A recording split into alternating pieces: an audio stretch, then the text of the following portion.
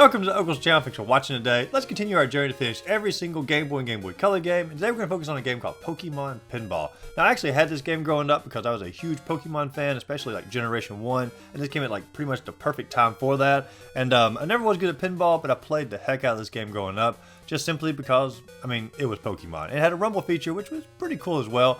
But it was mainly because it was Pokemon. But let's go ahead and jump into the journey of Pokemon Pinball. Now, I always like to start the videos off by looking at the box art for the game, and this box art pretty much summarizes the game perfectly, because it's got the pinball table in the background, which is going to be the red table you're going to use in the game. Got Ditto in the upper left-hand corner, which, of course, he's a main part of the game. You got Bellsprout over there. He's also a main part of the red table as well. You got the little Voltorbs up at top. I mean, this is pretty much iconically the red tables you're going to play inside the game, and they also scattered a few Pokemon here and there, like Meowth and Dugtrio, and, of course, Pikachu in the logo, just to remind you of, like, hey, this is definitely Pokemon. Don't get it confused. And the cover also advertised the rumble feature, which doesn't sound like a huge deal now, but back in the late 90s, early 2000s, this was a pretty huge deal because controllers didn't just innately shake on their own. You had to have like a rumble pack for the N64, or you had to insert a little battery into the game cartridge for the Game Boy to shake. I mean, it's nothing amazing, but it was, you know, cutting edge technology for the time. Now when you load the game up here, there's no flashy intro or cutscene or anything like that. Pretty much just goes straight to the title screen, of course with the little logo on there, Pikachu and a little Pokemon Pinball flying across. And Pokemon games usually have a pretty good intro, like Pokemon Yellow has a little surfing Pikachu or a little balloon Pikachu, or even Pokemon Blue and Red always have like a little Pokemon ballad animated at the front. And so, considering what other Pokemon games had at the time, this is sort of a lame intro, but still there's nothing necessarily wrong with the intro. You got a little carnival music playing in the background, pretty generic, and you can go and start the game from here. And when you start the game up, you have two different game modes you can play. You can either play the red table or the blue table, and both of the pinball tables are completely different, but they basically have the same mechanics when it comes to it. Now, I hadn't played the game in like forever, so I just picked the blue table because the first game I ever had was Pokemon Blue, and I loaded up here, and I pretty much had no clue what I was doing. I did remember if you knocked a little Pokeball through the little holes above the shelters here, that you upgrade your Pokeball, but I didn't know if that like made actual difference in the game. I also remember like the little safety zone, if your ball fell down within a certain time period, you'd actually die. And there was just a few little multipliers I remembered, but I didn't remember like the core basics of the game. I couldn't remember like, how do you catch a Pokemon? How do you evolve a Pokemon? How do you do any of that stuff? And so I ended up by accident, having no clue what I was doing, ended up getting a Squirtle to summon, ended up catching the Squirtle by simply hitting it enough times with the Pokeball, capturing the Squirtle, and then I had a game over shortly after that. And I really didn't have a clue like, how do I beat this game? What am I supposed to do in the game? Is the game just simply a high score game? So I had to go to the internet to figure out what I need to do in order to say I finished Pokemon Pinball. Well, there are actually two different ways you can look at beating the game. The first way is simply to capture all 151 Pokemon, but that's more along the completionist side, and it doesn't make the credits roll in any form or fashion. That's more like getting basically your Pokedex completed in the actual Red and Blue games. The other way of considering beating Pokemon Pinball is just simply to defeat all the bosses throughout the game, and there are considered 5 bosses in the game. And since every Pokemon game in the core series is considered finished when you've beaten all the bosses, that's when the credits roll. I decided to take the same approach for this game as well. Beat all 5 bosses, and that's what we're going to consider finishing Pokemon Pinball. So we load the game back up here. We select the red table this time because we're just going to go left to right as we journey through the game. And of course, when we get to the red table, in order to get the boss to appear, the first boss, you have to capture 3 separate Pokemon, or capture 1 Pokemon,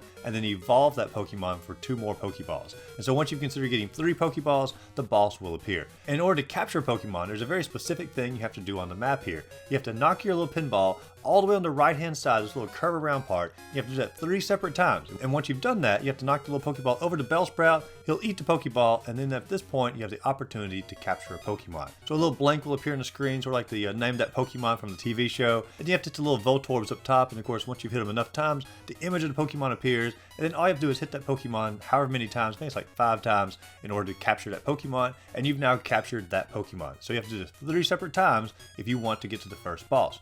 Or what you can do is you can now choose to evolve that Pokemon. So what you would do is you simply take that Pokeball and sling it around the left side of the pinball table here 3 separate times, and then knock it up to Ditto up here, and of course it allows it to go into the hole, and now you can evolve whichever Pokemon you choose. Now when you evolve the Pokemon, you actually have to hit like certain little areas on the screen, and once you hit that, it allows experience points to appear, or if it's like evolved by like a leaf stone or something like that, the little stones will appear. You have to collect those around the scenery here, and then that Pokemon of course evolves, and you can go on to the first boss match. But let's just talk about the mechanics here for a second. These are actually pretty clever inside the game. As far as like capturing a Pokemon, that's fine, but I really like the evolve part here, where it actually has to like specifically hit certain parts of the map, and then you actually have to evolve it based upon how it evolves inside the game. whether that's going to be like collecting the experience points, like I said, like collecting various stones, or like little link cables. I mean, it's just cool that they actually thought about how to make this game feel as much as they could like the original Pokemon. And even like the animations of the Pokemon, that's more than we actually got in like the red and blue versions. I mean, Pokemon are actually moving around here. Also like the little Pokemon around the borders. I mean, the graphics for this game are pretty top notch, and I really enjoy that. But regardless, once you've captured or evolved your Pokemon, a little boss area opens up. You throw the Pokeball into the boss area, and our first boss is going to be Diglett and Dugtrio. And basically, you have to simply knock the little Pokeball up with little pinball flippers here, and basically take out all the little Digletts, and then Dugtrio will appear, and you have to hit him 3 separate times in order to take out Dugtrio, which makes sense because it's made up of like 3 separate Digletts. And of course, once you do that, the first boss is defeated, and then you go back to the pinball in order to capture or evolve 3 more Pokemon or get 3 more points from that. And it's going to be the exact same map here, or the exact same pinball table. That doesn't change. You can actually change the city, so you can mix up like which Pokemon you're going to collect, but that's not even required in order to get through all the bosses here. And so you go through and you capture 3 more Pokemon, or you capture a Pokemon and evolve a Pokemon, just sort of your choice on which direction you want to go. And then the little hole opens up again where you can knock your little Pokeball in there, and you're journeying on to the second boss. Now the second boss is going to be Ghastly, Haunter, and Gengar. And the graphics on this one are way better and way more colorful, and has more, atmosphere to it than the Diglett and Dugtrio one. And you're basically in a graveyard here, and you have to take out all the Ghastlys, and once you take all of them out, then you have to take out all the Haunters, and then a massive Gengar appears, and you have to continue hitting him with the Pokeballs as well by knocking it up there with the little flippers. And once he's hit enough times, of course, he backs off the back of the screen, and you've actually defeated that boss as well. This boss battle was better than the first one, as far as like not only being easier than the first one, but just also better aesthetics. I mean, this is a really cool looking boss battle. And then of course you go back to the main pinball table, you do the exact same thing all over again. You either evolve or capture new Pokemon. Once you got your 3 points gathered up, a little hole opens up in the middle, you throw the Pokeball in there again, and now you get to go against Mewtwo. And Mewtwo is probably the least interesting of the bosses we've come across so far, because there's no real scenery here, there's nothing really to avoid. You just have Mewtwo up at the top with little psychic energy balls floating around him, and you simply have to hit your Pokeball up there and hit him like 20 to 30 times. I mean, it was quite a few times actually take him out. But he's not like really hard, but the whole scenery here is just sort of empty scenery, and he's really the most uninteresting of all the boss battles thus far, even though it is difficult to hit him that many times before the timer runs out. But regardless, once you've defeated him, you've defeated all the bosses in this particular red table, and you've beaten the red table at this point. Now, when you finish, you're probably going to have a really high score, and you're probably going to be the top high score here for it, just simply because you've played the game so long now. You've gone through and you've captured enough Pokemon, and you've beaten all these bosses, and you get a ton of points for actually defeating the Mewtwo battle as well. And so this is what most people consider beating Pokemon Pinball. But we've only beat the game on red version. Now we need to go back and beat the game on blue version. So we load the blue version up, and it's going to play nearly identical to the red table, except a few tweaks here or there. Instead of having like the little Voltorbs up top, now we have your little Shelders that you knock up and knock the little ball through. And also, instead of having Bellsprout and Ditto, now you have Slowpoke and Cloystrops to the side, and they're going to be the ones that you hit into in order to either capture or evolve a Pokemon. And so it's the same exact mechanics for the most part. It's just simply swapping out different Pokemon for different duties on the overall board. And even getting to advance to the particular bosses, it can be exactly the same as well, as far as like capturing and evolving Pokemon in order to get enough points, in order to open up the little boss hole here. And so basically once you get to the first boss here is actually a really fun boss. It's going to be Meowth here. Basically every time you hit him, he knocks little coins out. You have to collect enough coins to go all the way across the top of the screen. That's a really fun boss battle. The second boss you're going to find in the blue table, and we're just going to sort of streamline him here since it's like literally the exact same mechanics as the red table. But the second boss you go against is a little sea full of seal. And you basically just have to hit the little Pokeball up there, hit the seal, and then once you hit enough of them to fill up the little coins across the top, once again you've beaten that boss battle as well. And the third boss battle is actually going to be a little disappointing because the exact same final boss as the red table, which is going to be Mewtwo once again. Same mechanics, you just simply hit him enough times, his little psychic energy balls are floating around him, and once you hit him enough times, you've beaten him on this table as well.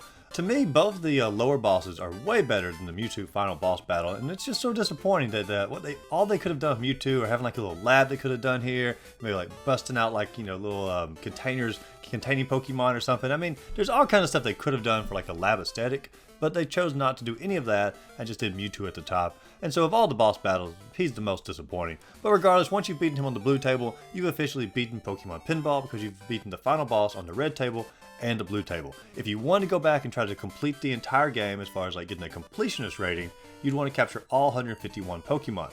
But in order to do this, you have to go through all the different maps and then basically capture endlessly different Pokemon, and it's just completely random which Pokemon is going to throw out there once you've met the requirements for Pokemon to appear. And so you never know like which Pokemon is going to show up in that region, and you could literally play for hours and hours and hours and never get the Pokemon that you need inside that region. And to add on the top of that, in order to get a Pokemon to appear, it takes several minutes to get him to appear, several minutes to actually capture the Pokemon, so every time it's not the one that you want, it's like 10 or 15 minutes just down the drain. I mean it when I say it. You could literally spend hundreds and hundreds of hours on this game and still not complete the Pokédex. To me, that's a bit extreme for this game, and they probably should have streamlined that a little bit better and actually made it where people wanted to complete the Pokédex like in the original Pokemon games.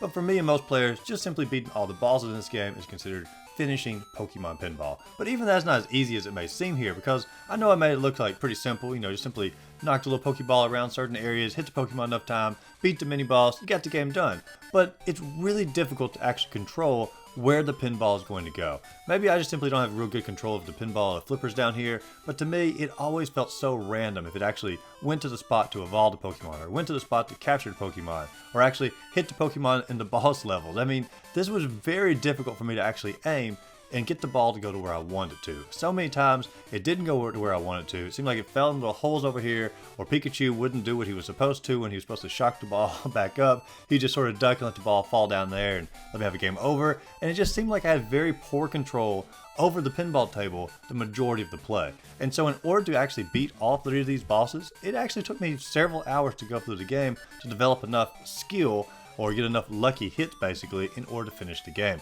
I would say for most players, you're looking at just simply to beat the bosses, I'd say probably 5-6 hours just to go through the game in order to get to that part.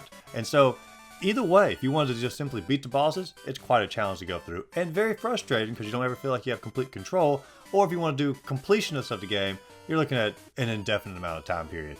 Overall, Pokemon Pinball is a type of game that I think is fun to like compete with your friends so you can get like the highest score. Just sort of take it as an easy, fun pinball game. But if you start going down the pathway of trying to complete all the bosses or capture all the Pokemon, I feel this game sort of loses its fun factor. It starts feeling more like work inside the game instead of just simply having fun inside the game. And I don't like it when games start sort of transitioning over to that and start making you feel just frustrated and feeling like you're just doing a job.